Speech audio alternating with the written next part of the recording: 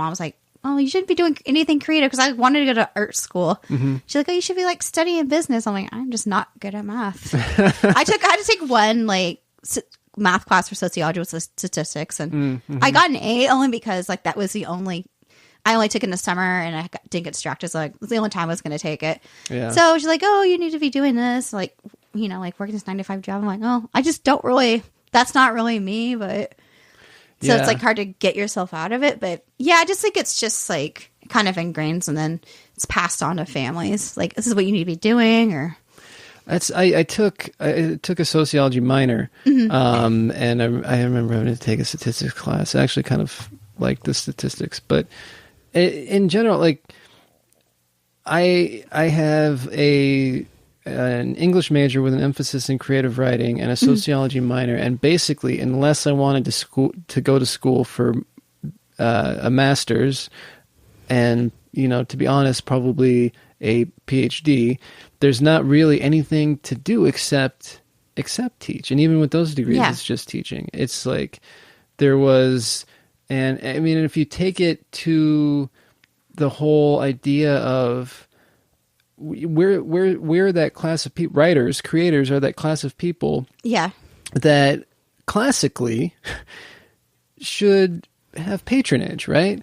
It's like in order that in societies, golden age societies of the past, and even today now in a lot of, you know, obviously more like European societies, there's value seen in creativity and art that is not seen here. No, not at all.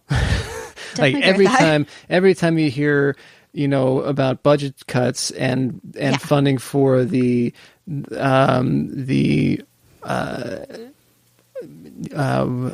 what's the name of the National Endowment for the Arts and or public broadcasting and all of that being on the chopping block. It's like, what are you taking from? They're already not getting anything. I know. But you know, it's like even in this, like the grade schools, like they cut their music programs. Yeah, I mean, luckily, like I was lucky they didn't like cut any of that stuff. And I took art class, and I was like, glad to like take that. It's what I would put forth the argument that cuts in arts funding is actually what is putting, is what is holding America back. Oh yeah, I definitely agree with that. Because I think people just don't have an outlet, so they're just all crazy, and so I think that just, you know, I feel like creativity, like art, just like helps people have an outlet. Yeah, that, you know. Now it's like people are just so destructive. Well, there's a whole part of the mind that's underdeveloped, right? Yeah. If you take away arts funding and, you know, the whole left brain development, right, then we wind up in the situation we are in, which is that if your society is based on industry and manufacturing and that sort of thing, then as technology moves away from that, we have the whole swaths of the population that have skills that aren't needed or used anymore. And then what happens to them? You know, there's not, I don't know. I don't know why I went on that tirade for a little bit. I feel like it's like more like underemployment because people are not, you know, being utilized to their full potential. Right. But it's also like people, you know, also corporate America doesn't allow for any like sort of creativity. Like, God forbid you like have an idea like how to fix something, right? Like in a creative way. But yeah, I think it's just a lot of underemployment because like we're not getting those skills, right? That, you know, people all need to be successful in this, like, you know, dog eat dog world, like what's kind of corporate ladder that isn't always effective for some people. But I guess our society does not care about that. It's like, you know, one way or no way, you know? Yeah. Well, that was, like I said, that was a whole rabbit hole I didn't mean to go down. But what do you want here, kind of as we're beginning to wrap up?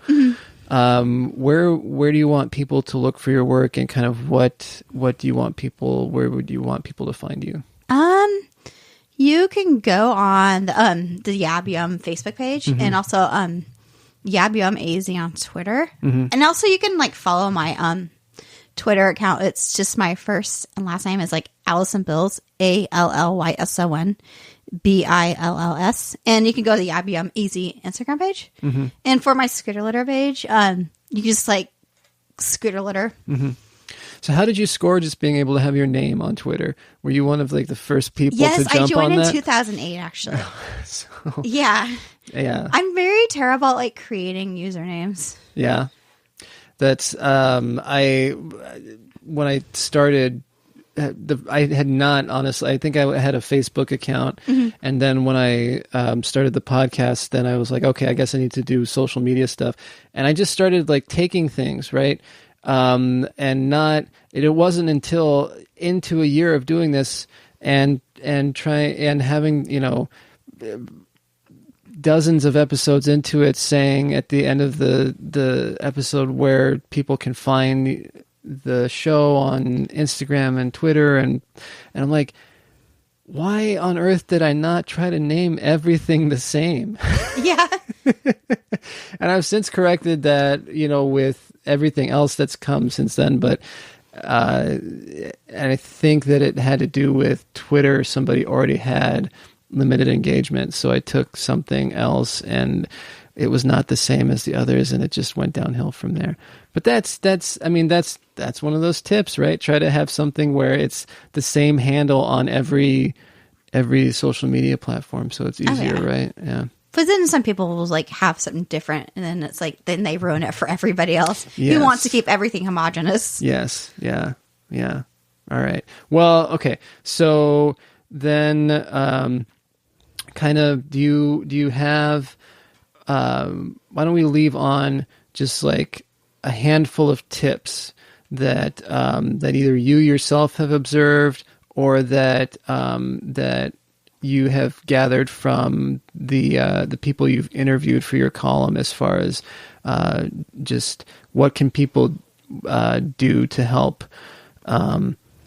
like increase their presence, or just, not even to necessarily gain followers, but to have a quality social media presence? I think just one would be just to connect with your fans and, like I said, be quote unquote authentic. Yes. Okay. Yeah, it's kind of a corny Instagram hashtag, but yeah, just like being yourself. Just I've actually engaged with like Instagram stories, so that's how a lot of people will see like. Mm-hmm. Kind of like your personality, like find ways to go to shows, mm-hmm. Find new places.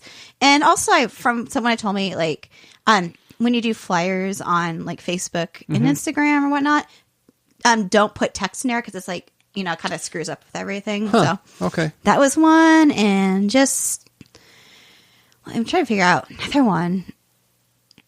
I think just like making sure like, just you're watching like your audience and like watching your words, like making sure, you're presenting yourself in the best way. Okay. How important are selfies? Oh, I don't like them. I think if you're like, I can understand if like you're famous or something, mm-hmm. you kind of like might need a selfie. Yeah. Sometimes I'll follow like some other people's accounts and they'll post selfies, but even though like they're kind of like more not into the selfies, but they understand like that's what they do. Put your name on a face. Mm-hmm. So I can understand like you're in a media or something. Like, oh yeah, I have a selfie or something. But yeah. I don't like them. I don't like. I just have a picture. Like on my very personal one, I just have a picture of myself. Like people know what I look like.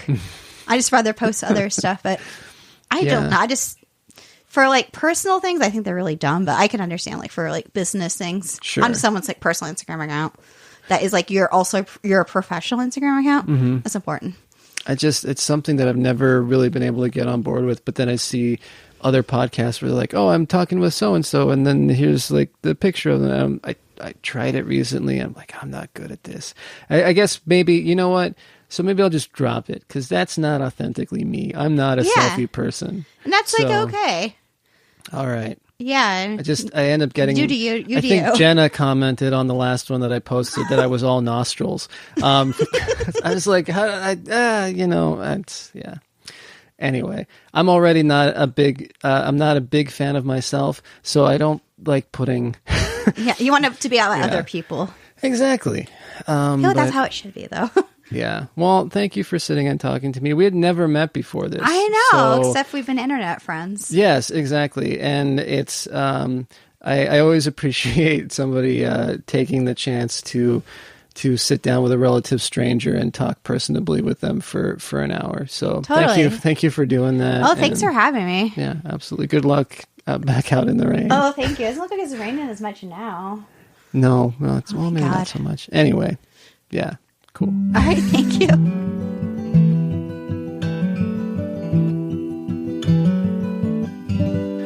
All right, that's it. That's the show. Thanks again for listening. And, of course, thank you to my guest, Allyson Bills. Read her column, Social Savvy, on yabyumwest.com. And sending some love out to the Yabyum people. And you know, there's room enough for all of us. You can support Hoot and Waddle, and you can support Yabyum. If you want to support Hoot and Waddle, by the way, which is, of course, the parent company of all of these podcasts and the publishing we do and all that sort of thing. There's a lot that you can do. You can sign up for the newsletter. If you go to hootandwaddle.com, there's a link to sign up for the newsletter there, and that's how you can stay in the know on all of the various podcasts and we're doing and the books we're publishing and events that we have going on. If you want to support us monetarily, you can go to patreon.com/Hoot and Waddle. And there's a lot of different levels there, varying degrees of monetary support. And you can support us at anything over $1 a month. Anything is appreciated. The $5 a month and more contributors get special things. There's an exclusive podcast. There's member-only discounts and stuff. All that sort of thing. And then also a huge support is just to leave a review and a rating for our various podcasts. Whatever platform you're listening to us on, whether it's Apple Podcasts or Stitcher, Spotify, whatever, just take a quick sec to leave a review and click whatever star rating you feel like. Do I hope that you rate us 5 stars? Yes, but I want you to be honest. And that's going to do it for now. Oh, yeah, and you can also, of course, support us by visiting our sponsor, chrisharriscreative.com, and checking out his work. But that's going to do it, and we'll see you on down the road.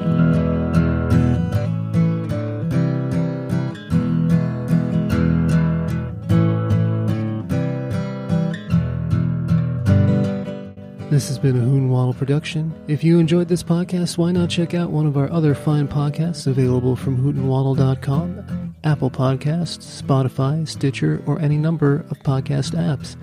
If you'd like to support Hoot and Waddle and get access to an exclusive member-only podcast, receive discounts on merch, and more, go to patreon.com/Hoot and Waddle.